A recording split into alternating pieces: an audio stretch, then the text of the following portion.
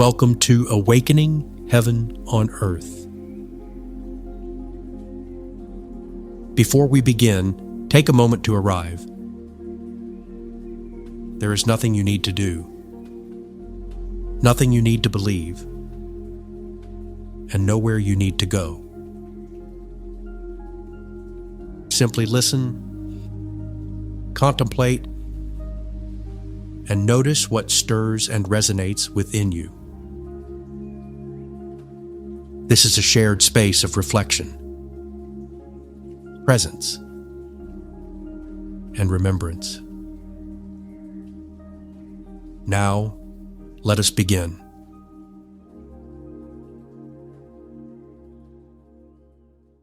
Welcome. In this episode, we are not here to compare religions. We are here to listen for a recognition of shared understanding and wisdom. Across time, across geography, across culture and language, human beings have tried to give voice to the same mystery. Not because they agreed on symbols or stories, but because they touched something real. The universal human experience. Something that refused to stay contained within a single tradition. Sacred texts and wisdom literature are not the source of truth. They are witnesses. They are the written record of encounters with the universal source. Moments when human consciousness brushed against something larger than itself and tried, imperfectly, to speak. And when we listen carefully to these different witnesses, something remarkable appears. The voices are different. The languages are different. The symbols are different. But the recognition is the same. Again and again, the testimony points toward unity. Not unity as agreement. Not unity as sameness. But unity as the very foundation of all being. One of the oldest and most central declarations of faith in the Jewish tradition begins simply, "Hear, O Israel, the Lord our God, the Lord is one." This is not merely a statement that there is only one God among many. It is a declaration that reality itself is indivisible. In the deeper mystical currents of Judaism, God's oneness means that nothing exists outside the divine life. Creation does not stand apart from God. It unfolds within God. Separation, in this view, is not a fact of existence. It is a veil of perception covering the truth of unity. To say that God is one is to say that life is not fragmented at its source. And if all of humanity arises from that source, then unity is not something we must achieve. It is a truth we must remember. In the Christian tradition, a striking expression of this same recognition appears in the words, "I and the Father are one." These words have often been used to elevate one figure above all others. But when listened to through the lens of mysticism rather than hierarchy, they reveal something far more universal. far more inclusive. This is not a statement of separation between Jesus and humanity. It is a revelation of what awakened human consciousness looks like when it lives in full awareness of its divine source. The message is not, I am separate, I am special, and you are not. The message is, this is what unity looks like when it becomes visible in human form. The invitation is not to worship uniqueness, but to awaken to participation within all. If God is unity, then unity is not the possession of one life. It is the inheritance of all life. In Islam, the heart of faith is expressed through the principle of Tawhid, the absolute oneness of God.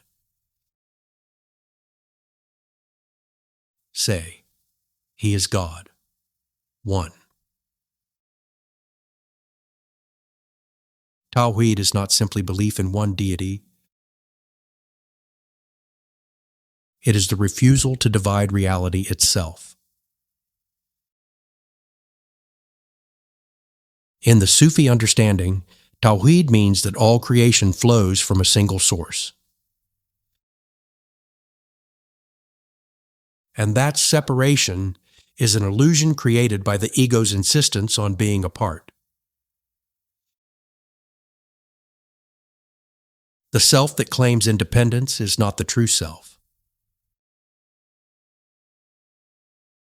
The true self is rooted in divine unity. Here, unity is not an idea to be affirmed. It is a way of being. Lived surrender into the one life source that animates all things. In the Hindu tradition, this recognition is expressed with striking clarity. I am the Self, seated in the hearts of all beings. And even more directly, the saying, Tattvam Asi, or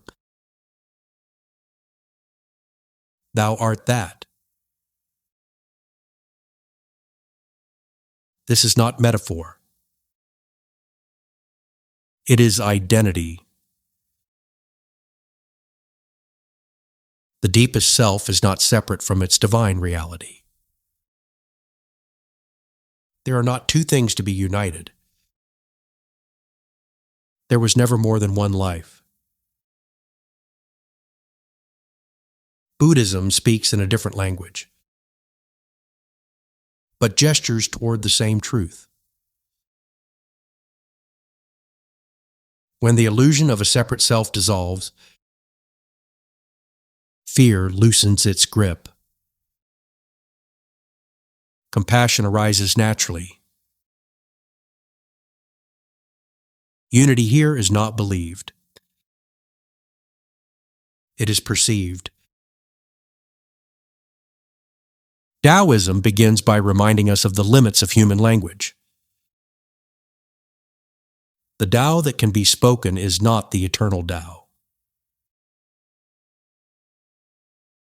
Unity cannot be fully understood. It can only be aligned with. Indigenous wisdom carries this recognition relationally. The saying, all my relations, is not poetry. It is ontology, the reality of existence. And even in our own time, voices return from the edge of life and death. speaking of a universal unity, not as belief, but as remembrance, a reality. When we listen to all of these voices witnessed together, something becomes clear. They are not arguing. They are pointing. If God is unity, and we are made in the image of God, then unity is not a future destination. It is our original condition. You are not asked to adopt these traditions. You're invited to notice their convergence. Not in belief, but in recognition. Where do you already know this to be true? Let these many witnesses rest together, not as doctrines to defend, but as echoes of something you already know within. Unity does not need to be proved. It needs to be remembered. There is an ancient teaching, sometimes called the principle of correspondence. It says that what is true above is also true below. What is true within is also true without. This is not mysticism for the few. It is an observation about reality. If the source of life is unified, then the life that flows from it carries that same pattern. If God is unity, then unity is written into you, not as something to become, but as something to remember. The world you see in your heart and mind reflects the world you see and experience. And as unity is remembered within, it begins to appear without. This is the work. This is the invitation. This is the remembering. In the next episode, we will listen for this same thread of unity in voices closer to our own time. From psychology, science, and lived human experience. For now, let this be enough. As we come to a close, there is nothing you need to carry, nothing you need to remember, and nothing you need to make of what you've heard. Allow what has resonated to remain, and let the rest pass gently away. You are welcome to return whenever you feel drawn.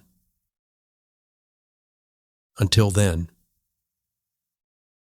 may you walk in love, joy, peace, presence, and rest in unity. Thank you for listening.